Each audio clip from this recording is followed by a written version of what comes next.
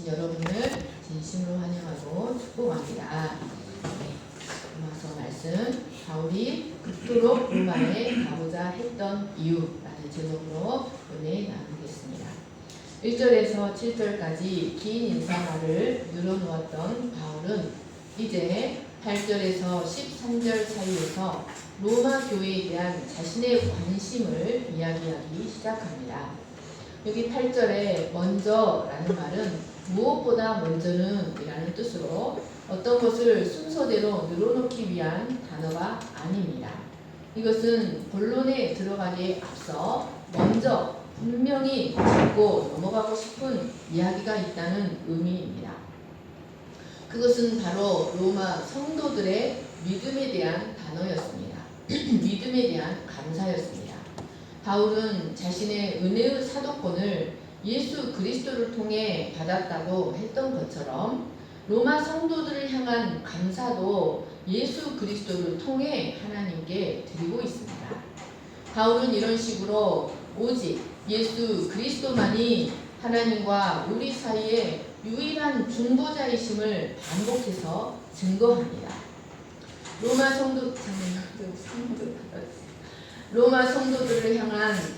로마 성도들로 인한 바울의 감사는 그들이 타락했던 로마 세계 한가운데에서 복음을 받아들이고 믿었을 뿐만 아니라 그들의 믿음에 대한 아주 좋은 소문이 온 세상에 계속해서 널리 퍼지고 있었기 때문이었습니다.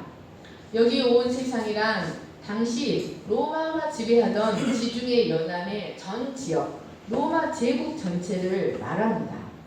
당시 로마는 많은 사람들이 왕래하던 제국의 수도였습니다. 그랬기에 로마에 전파된 복음과 로마 성도들의 믿음에 대한 소문은 제국 전역으로 아주 빠른 속도로 퍼져 나갔을 것입니다. 로마의 역사가 수에토니우스가 쓴 로마 황제 클라우디우스의 전기를 살펴보면 클라우디우스는 로마서가 기록되기 6-7년 전인 AD 49년에 모든 유대인들은 로마를 떠나라는 추방령을 내리게 됩니다. 그런데 수에토니우스는 그 이유를 로마의 유대인들이 크레스투스에 현혹되어 끊임없이 소요를 일으키므로 클라우디우스가 그들을 추방하였다라고 기록하고 있습니다. 여기 크레스투스는 바로 그리스도를 가리킵니다. 로마의 기독교인들은 처음에는 유대 공동체의 한 작은 분파로 존재했습니다. 그런데 점점 로마에 상주하는 유대인들의 숫자가 급격히 늘어나고 로마의 많은 귀족들이 이 유대인들의 음식 문화와 생활 방식에 점점 매료되기 시작했습니다. 게다가 AD 40년대 말에 이르러서는 많은 수의 이방인들이 기독교인이 되어 세례를 받음으로 로마 정부는 로마 내의 기독교인들의 세까지 눈에 띄게 성장하게 되자 로마 정부는 위협을 느끼기 시작했습니다. 그런데 이들의 예수가 곧 그리스도라는 설교와 전도는 황제 숭배 사상으로 가득했던 로마 사회를 긴장하게 하지 않을 수 없었습니다. 그리고 이로 인해서 정통 유대인과 그리스도교 유대인들 사이에 그리고 로마인들 사이에 소요가 심심찮게 일어나게 되자 로마 당국은 추방령을 내리게 된 것이었습니다. 그런데 이것은 하나님의 섭리였습니다. 이 추방령은 로마 교회의 인적 구성에 대단히 큰 영향을 미치게 되었습니다. 유대인 성도들이 다수였던 로마 교회가 이 추방령에 의하여 이방 그리스도인들만 남게 된 것입니다. 이로 인해 유대교의 한 분파로 존재했던 로마 교회는 이제 유대인의 회당과 상관없이 개인의 집들에서 독자적으로 모임을 이루어 가게 되었습니다. 그러나 AD 54년 클라우디우스가 죽고 그의 양아들 네로가 황제로 등극하자 추방당했던 유대인들이 다시 로마로 돌아오기 시작하였습니다. 그리고 사상 유례 없던 활발한 교역과 이주의 자유가 일어나서 많은 관리, 군인, 상인들이 끊임없이 로마로 들어오고 나갔습니다. 그리고 로마 교회는 이제 유대인들보다 이방인들이 더 많은 수를 차지하게 되었습니다. 이런 로마는 당시에 정치, 문화, 경제적으로는 세계의 중심 역할을 하였습니다. 그러나 영적으로, 도덕적으로는 매우 타락하고 부패한 상태에 있었습니다. 이런 로마에서 거룩한 삶을 추구하는 성도들의 모습은 많은 사람들의 눈에 띌 수밖에 없었습니다. 그들은 확실히 당시 사람들과는 전혀 다른 가치관, 전혀 다른 삶의 방식을 추구하며 살아가고 있었습니다. 이런 로마 교회에 대한 소문은 그들 자신들도 모르는 사이에 로마 전역으로 퍼져나가고 있었습니다. 그리고 그들로부터 수천 킬로미터나 떨어져 있던 바울에게까지 전달되었습니다. 이것은 신실한 하나님의 종 바울에게 더할 나위 없는 기쁨의 소식이었습니다. 왜냐하면 당시 세계의 심장부라고 할 수 있는 로마에 성도들이 있다는 소식, 그리고 그들의 믿음이 온 세상에 퍼져나가고 있다는 소식은 신실한 하나님의 종 바울에게 더할 나위 없는 기쁜 소식일 수밖에 없었습니다.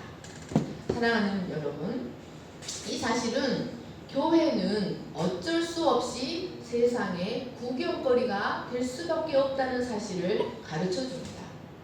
세상은 성도들의 삶에 무관심한 것처럼 보이지만 사실은 더 유심히 교회를 살펴보고 있고 그들에 대한 소문도 더 열심히 듣고 있습니다. 그리고 그들이 들은 대로 소문도 더 열심히 냅니다.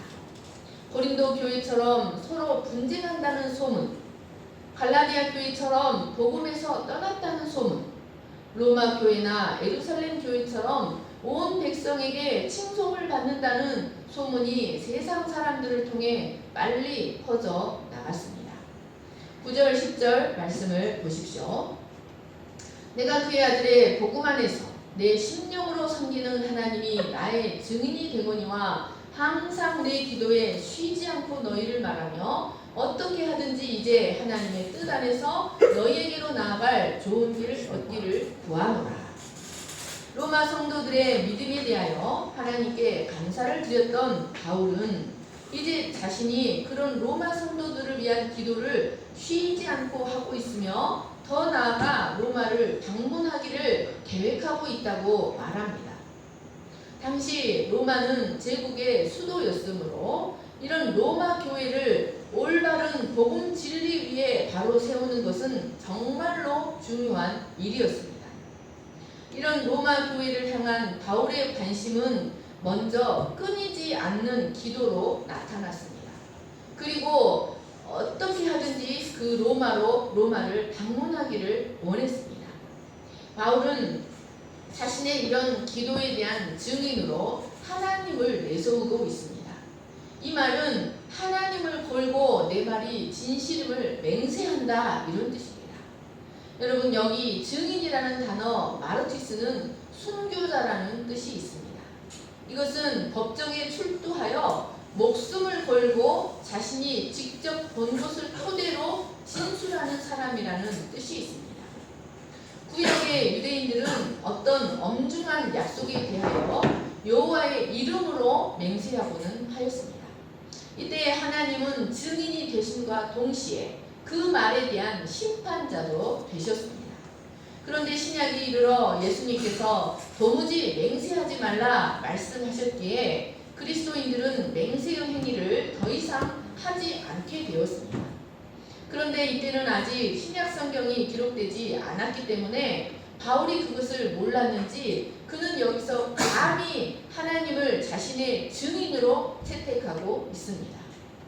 이것은 바울의 로마 방문을 목베고 기다리고 있는 로마 교회를 향해서 자신의 사랑과 관심이 거짓말이 아니라 번번이 그 로마 행이 이루어지지 않는 것에 대해서 바울은 거짓말하는 게 아닌가라는 것에 대하여 자신의 사랑과 관심이 방문 계획이 거짓이 아니라는 사실을 보여주기 위함이었습니다.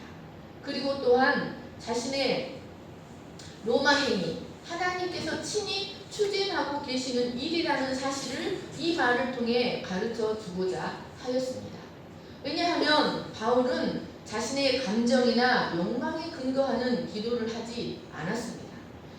그런데 하나님은 계속해서 자신에게 로마를 위한 기도를 쉬지 않고 시켰다는 것은 그것이 하나님의 뜻이었다는 것을 의미합니다. 그런데도 로마로 가는 길은 좀처럼 열리지 않았습니다. 그래서 결국 바울은 자신의 의향을 온전히 주님께 맡기고 하나님의 섭리 속에서 로마로 가는 길이 언젠가는 열리게 되기를 소망했습니다. 그리고 하나님의 뜻은 항상 선하기 때문에 하나님의 뜻에 따라 그 길이 열리게 되면 그 길은 가장 좋은 길이 될 것을 믿었습니다. 실제로 바울의 로마행은 인간적으로는 이해하기 어려운 방법으로 그 길이 열렸습니다. 바울은 이 편지를 쓸 때만 해도 로마로 가는 길이 어떻게 열릴지 전혀 알지 못했습니다. 그러나 그 길은 하나님의 뜻 안에서 가장 좋은 길이 될 것을 믿었습니다. 사랑하는 여러분, 이 바울의 말 속에는 바울이 평소 하나님을 어떤 모습으로 섬겼는지에 대한 중요한 원리가 나타나 있습니다. 그것은 바로 그의 아들의 복음 안에서 그리고 내 심령 안에서 섬기는 것입니다. 여러분, 바울의 하나님을 섬기는 열심은 그리스도를 만나기 전이나 만난 후나 전혀 변함이 없습니다. 그러나 그 섬김의 원리에 있어서는 분명한 차이점이 있습니다. 그것은 먼저 그의 아들의 복음 안에서 섬긴다는 것이었습니다. 그는 과거 예수님의 복음 진리와 전혀 상관없이 하나님을 섬겼습니다. 그랬을 때 그가 하나님을 향한 열심을 내면 낼수록 죄인 중에 괴수요 거친 살인마가 되어갔습니다. 그가 그리스도와 상관없이 하나님을 섬기면 섬길수록 열심히 섬기면 섬길수록 하나님 앞에 죄인 중에 괴수가 되어갔다는 말씀입니다. 여러분, 그때 그가 할 수 있는 일은 율법을 지키지 않는 자들을 정죄하는 일, 사람들을 잡아다가 감옥에 가두는 일, 경건한 사람을 죽이는 일에 가표투표를 하는 것들일 뿐이었습니다. 그는 하나님을 섬긴다고 섬겼지만 진리 밖에 있었기 때문에 결국 하나님 앞에서 죄인으로 발견될 수밖에 없었습니다. 사도행전 26장 14절을 보십시오. 우리가 다 땅에 엎드러지매 내가 소리를 들으니 히브리 말로 이르되 사울아 사울아 내가 어찌하여 나를 박해하느냐 가시체를 뒷발질하기가 내게 고생입니다. 여러분, 하나님을 섬긴다고 섬기는 삶이 가시체로 뒷발질하기가 제게 고생인 삶, 자신을 해롭게 하는 삶에 불과했던 것이었습니다. 이런 그가 그리스도를 만난 후에는 그리스도와 그의 복음 진리 안에서 하나님을 섬기는 법을 알게 되었습니다. 그런데 그 삶은 결코 실패가 없는 삶이었습니다. 왜 그렇습니까? 그리스도 안에서 하나님을 섬기는 삶은 타락한 본성에서 나오는 인간적인 열심, 율법과 정죄의 법이 아니기 때문입니다. 그리스도 안에서 하나님을 섬긴다는 것은 바로 은혜가 이끌어가는 삶, 생명과 성령의 법에 의한 하나님을 섬기는 삶이기 때문이었습니다. 그래서 그리스도 안에서의 섬김은 생명의 성령의 법이 바울을 온전히 주관하고 이끌어가기에 하나님을 온전히 기쁘게 하는 섬김이 될 수 있었습니다. 그래서 그가 하나님을 섬기면 섬길수록 그의 영혼은 한없이 자유로워지고 한없이 깊어지고 한없이 새로워지는 것을 발견할 수 있었습니다. 그는 그리스도 안에서 하나님을 섬기면 섬길수록 내가 하나님 안에서 모든 것을 할 수 있다는 믿음을 가질 수가 있게 되었습니다. 그래서 그는 언제든지 오직 그리스도 안에서 자신이 발견되어지는 것을 자신의 인생의 최대의 목표로 삼는 자가 되었습니다. 사랑하는 여러분, 우리는 그리스도 안에서 하나님을 섬기는 법을 훈련해야 합니다. 그러면 그리스도 안에서 하나님을 섬기는 것이 무엇일까요? 여기 그리스도 안에서 하나님을 섬긴다는 것과 내 심령 안에서 하나님을 섬긴다는 말은 사실 동일한 의미의 말씀입니다. 여기 내 심령 안에서라는 말은 내 안에 하나님의 영으로라는 뜻입니다. 여러분, 육의 열심이 아니라 내 안에 존재하는 하나님의 영으로 하나님을 섬길 때 하나님의 영은 언제나 우리를 그리스도에게로 향하게 하고 그리스도와 연합하도록 돕습니다. 요한복음 4장 24절을 보십시오. 하나님은 영이시니 예배하는 자가 영과 진리로 예배할지니라. 여러분, 하나님은 영과 진리로 드리는 예배만 받으십니다. 여러분, 이 말씀은 바로 사도 바울이 오직 그리스도 안에서 그 안에 하나님의 영으로 하나님을 섬긴다는 말씀과 동일한 말씀입니다. 여러분, 그런데 이 말씀은 우리에게 무엇을 가르쳐 줍니까? 여러분, 하나님은 오직 하나님의 영을 가진 자만이 하나님을 섬길 수 있다는 사실을 가르쳐 줍니다. 하나님의 영, 하나님과 동일 본질의 생명을 가진 자만이 하나님을 섬길 수 있습니다.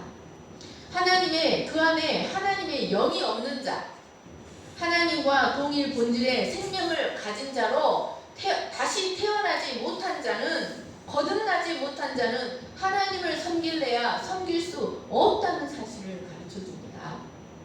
오직 물과 성령을 통해 하나님과 동일 본질의 생명을 가진 자로 다시 태어난 자에게만 하나님의 영이 있기 때문에 그 영으로 그리고 진리 안에서 하나님을 섬길 수 있습니다. 요한복음 3장을 보십시오. 예수께서 대답하여 이르시되 진실로 진실로 내게 이르노니, 요한복음 3장 3절입니다. 예수께서 대답하여 이르시되 진실로 진실로 내게 이르노니 사람이 거듭나지 아니하면 하나님의 나라를 볼 수 없느니라. 진실로 진실로 내게 이르노니 사람이 물과 성령으로 나지 아니하면 하나님의 나라에 들어갈 수 없느니라. 육으로 난 것은 육이요 영으로 난 것은 영이니 내가 내게 거듭나야 하겠다 하는 말을 놀랍게 여기지 말라. 사랑하는 여러분, 우리는 하나님의 아들 예수 그리스도를 통해 구원을 받고 하나님 안에서 영이신 하나님의 생명을 가진 자들로 하나님 안에서 다시 태어나 영이신 하나님을 진리 안에서 섬길 수 있는 자들이 되어야 합니다. 사도 바울처럼 그리스도의 복음의 진리 안에서 그리고 우리 안에 있는 하나님의 영으로 하나님을 섬길 수 있는 자들이 되어야 합니다.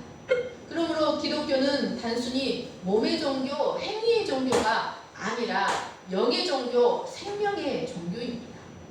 물론 우리의 몸의 행위가 거룩하고 경건해야 하지만 그것이 그 안에서 역사하시는 하나님의 영에 의한 것이 아니라면 우리의 몸의 행위와 그의 거룩이 우리 안에 역사하시는 성령에 의한 것이 아니라면 그것은 무의미하고 무가치한 것일 뿐입니다. 우리는 오직 우리 안에 역사하시는 성령을 따라 우리 안에 영을 따라 하나님을 섬겨야 합니다. 즉 거듭난 성도의 몸과 마음은 언제나 하나님의 영의 주장을 받을 수 있도록 자신을 훈련시켜야 한다는 말씀입니다. 우리가 하나님의 영의 주장을 받으려면 우리를 주장하려는 육을 내려놓는 훈련을 해야 합니다. 그래서 바울이 내 안에 하나님의 영으로 하나님을 섬겼다라는 말은 그가 자신의 지정의를 다하여 전인격적으로 하나님을 섬겼다는 것을 의미합니다. 그가 내 안에 하나님의 영으로 하나님을 섬겼다는 것은 마음을 다하고 뜻을 다하고 힘을 다해서 하나님을 섬겼다라는 것을 의미합니다. 그래서 그의 삶은 모든 순간이 하나님을 향한 예배였습니다. 모든 순간이 그리스도 안에 있는 삶이었습니다. 그랬기 때문에 그는 감히 사람의 심령을 감찰하시고 심장과 폐부를 살펴서 모든 것을 아시는 하나님을 자신의 증인으로 내세울 수 있었던 것이었습니다. 사랑하는 여러분, 우리도 그리스도의 복음 진리 안에서 내 안에 역사하시는 하나님의 성령을 따라 하나님을 섬기는 저와 여러분 되시기를 간절히 축원합니다. 11절 말씀을 보십시오. 내가 너희 보기를 간절히 원하는 것은 어떤 신령한 은사를 너희에게 나누어 주어 너희를 견고하게 하려 함이니. 바울은 로마 교회를 방문하기를 간절히 원했습니다. 여기 간절히 원했다는 말은 밤낮 없이 로마의 방문에 집념을 불태웠다는 뜻입니다. 그런데 그가 이렇게 로마를 방문하기를 간절히 원했던 이유가 무엇입니까? 그것은 바로 무슨 신령한 은사를 그들에게 나누어 주어 그들의 그들이 믿음 안에서 견고히 세워지도록 하기 위함이었습니다. 여러분, 바울은 언제든지 성도들을 어떻게 하면 올바른 믿음의 진리 위에 견고히 세울 수 있을까 하는 열망으로만 가득 차 있던 사람이었다는 사실을 볼 수 있습니다. 그러면 여기 무슨 신령한 은사란 과연 무엇일까요? Some spiritual gift. 이는 헬라어로 푸뉴마티콘 카리스마라는 뜻입니다. 여러분, 무슨 신령한 은사란 과연 무엇일까요? 이것은 성령에 속한 어떤 은사라는 뜻입니다. 그런데 여러분, 이것은 어떤 애언이나 방언 같은 은사가 아닙니다.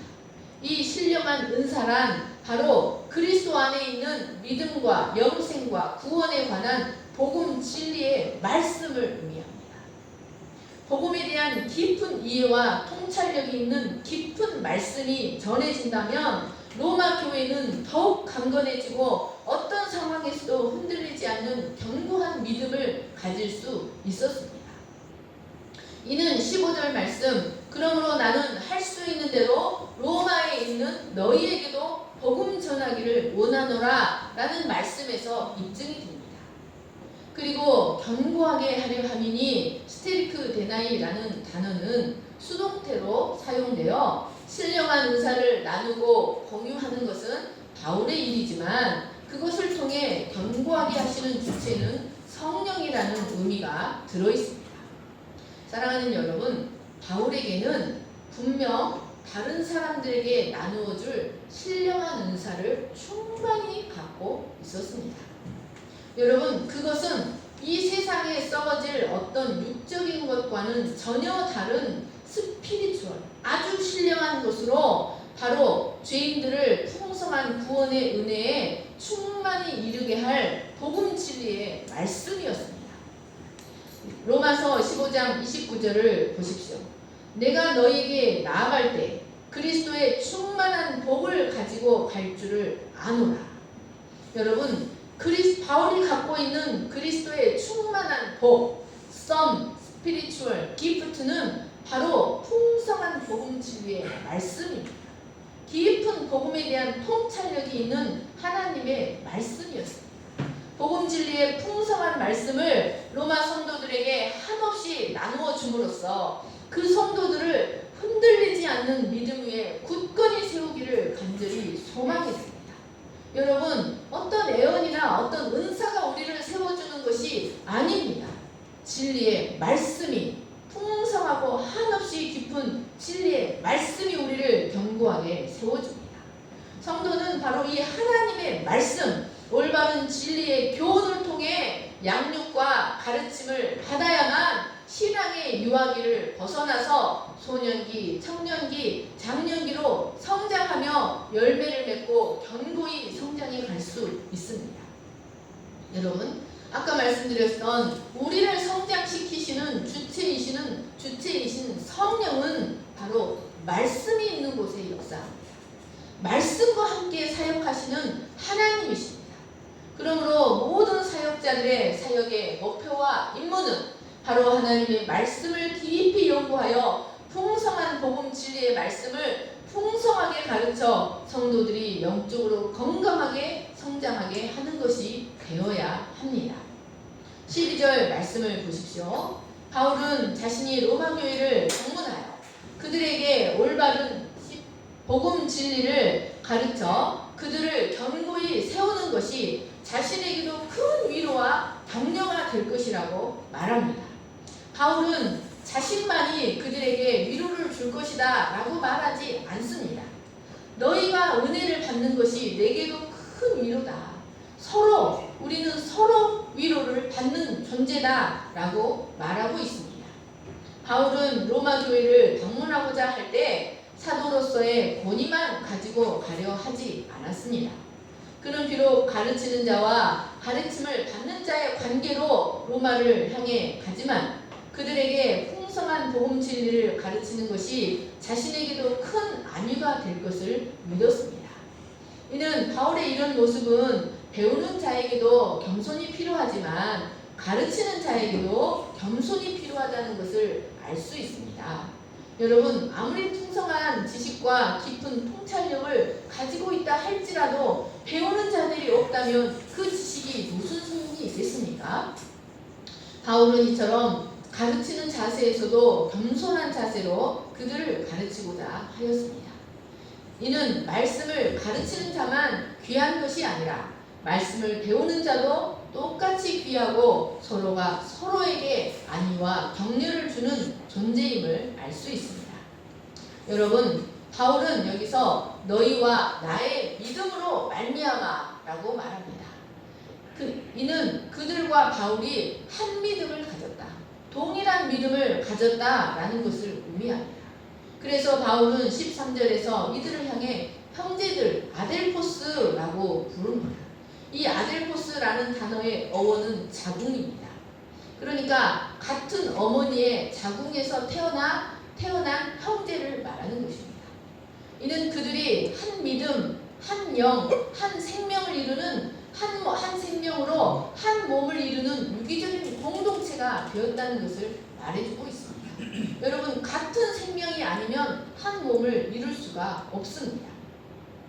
이런 동일한 믿음의 만남, 한 믿음의 만남은 서로에게 큰 위로가 되고 그들의 교제는 함께 성장하는 역사를 만들어냅니다.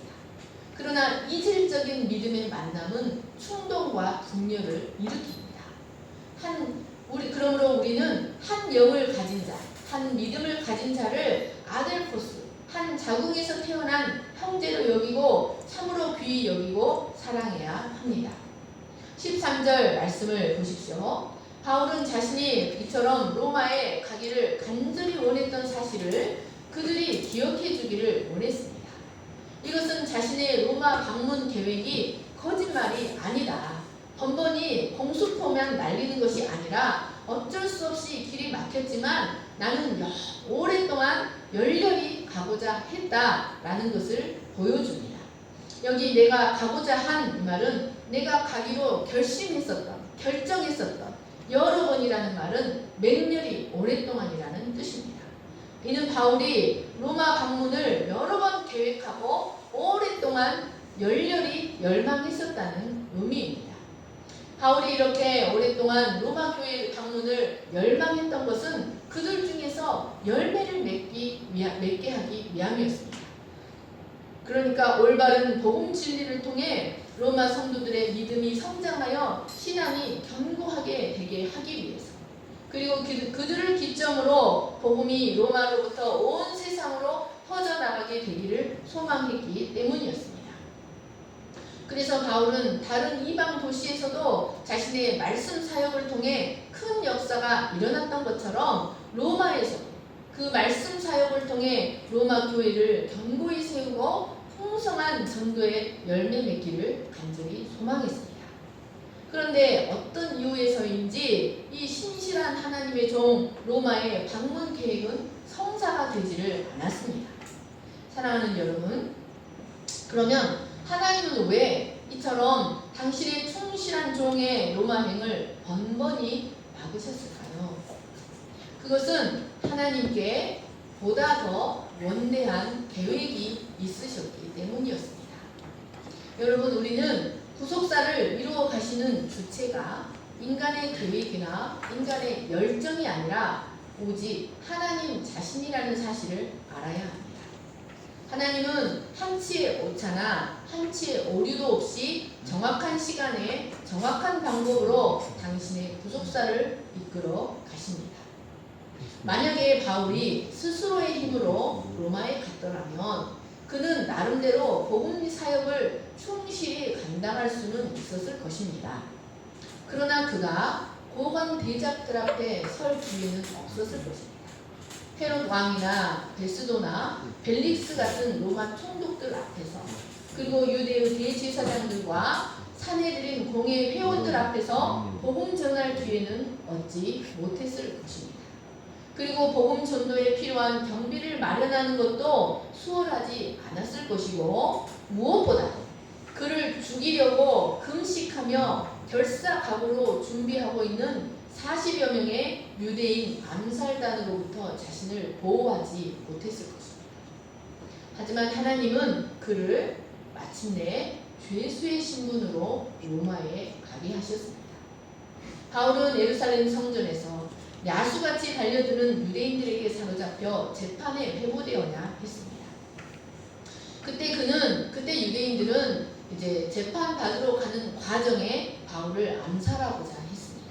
그는 이 첩보를 접수하고 자신을 고발하는 유대인들의 고소를 자신의 로마 시민권을 이용하여 유대인의 법정에서 심판받는 것이 아니라 가이사의 법정에서 재판받겠다고 항소하였습니다. 그로 인해 그는 하루아침에 죄수가 되어 로마로 호송되어야 했습니다. 그러니까 이 로마서를 쓰고 있는 57년으로부터 AD 57년으로부터 4년 후 AD 61년에 미결수의 신분으로 로마에 가게 된 것입니다. 사랑하는 여러분, 이것은 분명 바울이 상상했던 그런 길은 아니었습니다.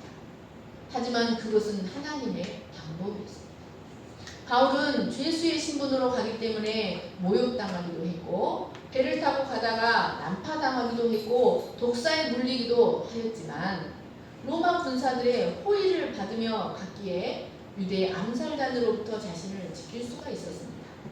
그리고 감히 설 수 없었던 헤롯 왕 앞에, 헤롯 아그리파, 베스도, 벨릭스 같은 유대 총독들, 그리고 유대의 고관 대작들 앞에서 감히 담대히 복음을 전할 수가 있었습니다. 그리고 로마로 가는 그 배를 타고 다니며 여러 지역들을 들리며 하나님이 이끄시는 대로 많은 일들을 할 수 있었습니다. 결국 로마로 가고자 했던 바울의 소망은 자신의 방법이 아니라 하나님의 방법으로 이루어졌습니다. 하나님은 오직 복음만을 위해 살아가는 바울의 행보를 친히 간섭하시고 당신의 선하신 뜻을 따라 이끌어 가셨습니다. 그러니까 바울은 그 전에는 자신이 띠띠우고 자신이 원하는 곳으로 스스로 다녔습니다. 그러나 이제는 하나님이 바울을 띠띠우시고 하나님이 원하시는 방법으로 그를 이끌고 다니셨습니다. 사랑하는 여러분, 우리는 우리의 계획이 일시적으로 유보된다 할지라도 좌절해서는 안 됩니다. 그리고 내 방법대로 이루어지지 않는다고 해서 낙심해서도 안 됩니다. 오직 우리는 하나님께는 나보다 더 원대한 계획이 있음을 믿고 모든 주권을 하나님께 맡기고 하나님을 온전히 신뢰하고 순종할 수 있는 자들이 되어야 합니다. 그것이 창세기의 선언과입니다. 사랑하는 여러분, 하나님을 전적으로 신뢰하시고 순종하시는 여러분 되시기를 간절히 축원합니다. 하나님은 하나님의 방법으로 우리를 통한 하나님의 계획을 이루어 가신다는 것을 믿으시기를 간절히 축원합니다. 제가 기도하겠습니다. 사랑과 은혜가 풍성하신 하나님 아버지, 많은 사람들이 하나님을 섬긴다고 섬기지만 그리스도 안에서 또한 그 안에 역사하시는 하나님의 영으로 하나님을 섬기지 않기 때문에 하나님을 섬긴다고 섬길수록 죄인 중에 괴수가 되고 거친 사람이 되어가는 것을 볼 수 있습니다. 하나님, 우리는 하나님의 영이 이끄시는 대로, 하나님의 영은 우리를 그리스도에게로 향하게 하고 그리스도와 연합하게 합니다. 그 하나님의 영이 이끄시는 대로 하나님을 섬겨야 하나님을 온전히 기쁘시게 하며 우리에게도 상급이 될 수 있습니다. 그 섬김은 우리를 한없이 자유롭게 할 것이며 그 섬김은 한없이 우리를 기쁘게 할 것이며 새롭게 할 것을 믿습니다.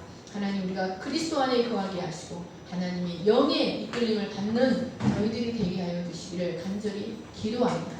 그리고 하나님의 전적인 주권을 믿고 모든 인생의 주도권을 하나님께 맡기고 온전히 하나님을 신뢰하는 저희들이 되게 하여 주시옵소서. 감사하며 거룩하신 예수님의 이름으로 기도합니다.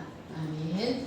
하나님은 실수하지 않으신다네. 찬양하시는 예수님을 드리겠습니다.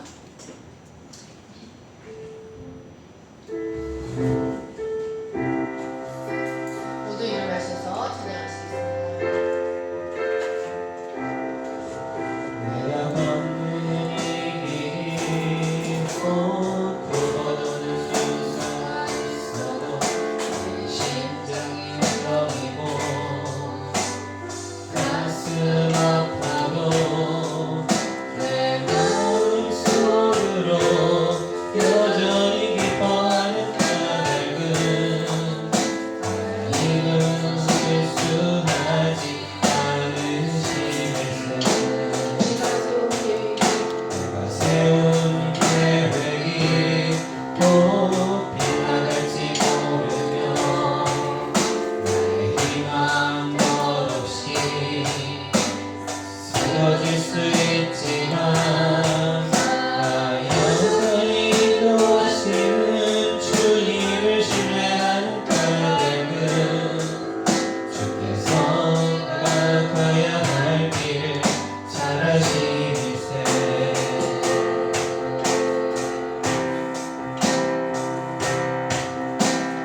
어두운 밤 어둠이 깊어 나를 가시는 밝지 않을 것 같아 보여도 내 신앙 부여잡고 주님께 모든 것 맡기니 하나님을 나가기 되겠세. 지금은 내가 볼 수 없는 건 너무 많아서 너무 멀리 가물가물 걸음거려도 분명히 너라 나 두려워 아니하니 살 주님께 내어 맡기리. 차츰차츰 안개는 거치고 하나님 지으신 빛이 뚜렷이 보이라. 가는 길이 온통 어둡게만 보여도 하나님은 실수하지 않으신다네. 차츰 안개는 거치고 하나님 지으신 빛이 뚜렷이 보이라. 가는 길이 온통 어둡게만 보여도 하나님은 실수하지 않으신다네.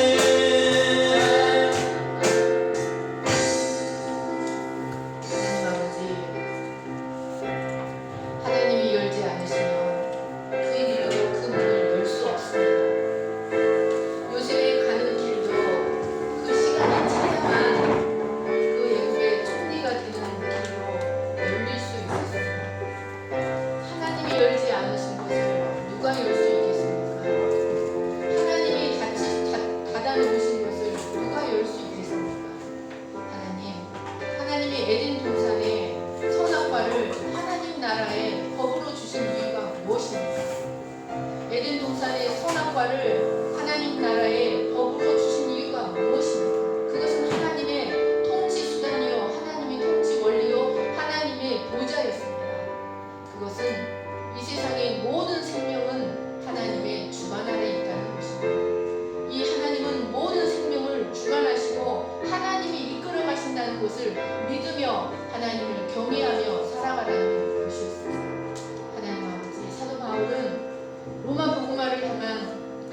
열망을 가지고 있었지만 그 길이 열리지 않을 때 모든 주도권을 하나님께 내려놓고 하나님의 섭리 안에서 그 길이 열리게 될 것을 믿었습니다. 하나님께서 그 길을 열어주시면 그 길이 가장 좋은 길일 것을 믿었습니다. 그러나 그는 그 길이 죄수로 가는 길일 것이라는 사실은 알지 못했습니다. 그러나 그 길은 하나님이 계획하신 길이었고 가장 좋은 길이었습니다. 그 길로 가느라 그는 모욕을 당하고 낮은 자가 되었고 난파당하며 헬맥에 물리는 일도 있었지만 그 길을 하나님이 열어놓으셨기에 바울은 그 길로 갈 수밖에 없었지만 그는 고관들 앞에 서서 왕들 앞에 서서 대제사장 앞에 서서 하나님의 복음을 그리스도의 복음을 감히 담대히 말할 수 있었습니다. 그 길이었기에 그 길은 하나님의 뜻을 이루는 길이었습니다. 그는 과거 자신이 띠띠우고 자기 열심으로 다녔지만 이제 그는 하나님께 띠띠운 자가 되어서 하나님이 이끄시는 대로 가는 자가 되었습니다. 하나님, 이제 우리는 하나님이 열어주시는 길로만 갈 수밖에 없는 자들이 되었습니다. 하나님이 열어주실 때 그 길이 가장 좋은 길임을 믿고 우리의 초조함과 조급함과 답답함을 내려놓고 하나님을 온전히 신뢰하는 저희들이 되게 하여 주시옵소서. 하나님이 열지 않으면 안 되고 하나님이 축복하지 않으면 안 되고 우리의 모든 생명의 모든 순간은 하나님 손에 있음을 믿고 하나님 하루하루 매 순간 하나님께 감사하며 하나님께 신뢰를 드리며 믿음의 발걸음을 걸어가는 저희들이 되게 하여 주시기를 간절히 기도합니다. 그래서 바울처럼 운명되어 오라, 나는 그것을 두려워하지 않으리라 할 수 있는 저희들이 되게 하여 주시옵소서. 이제는 우리 주 예수 그리스도의 은혜와 하나님 아버지의 거룩하신 사랑과 성령의 감동과 교통하심, 오직 그리스도의 복음의 진리 안에서 내 안에 하나님의 영으로 하나님을 섬기며 우리 인생의 주도권을 하나님께 온전히 내려놓고 그의 이끄심을 감사함으로 따라가기를 소망하는 모든 무리에 영원토록 함께 하시기를 간절히 축원하옵나이다. 아멘.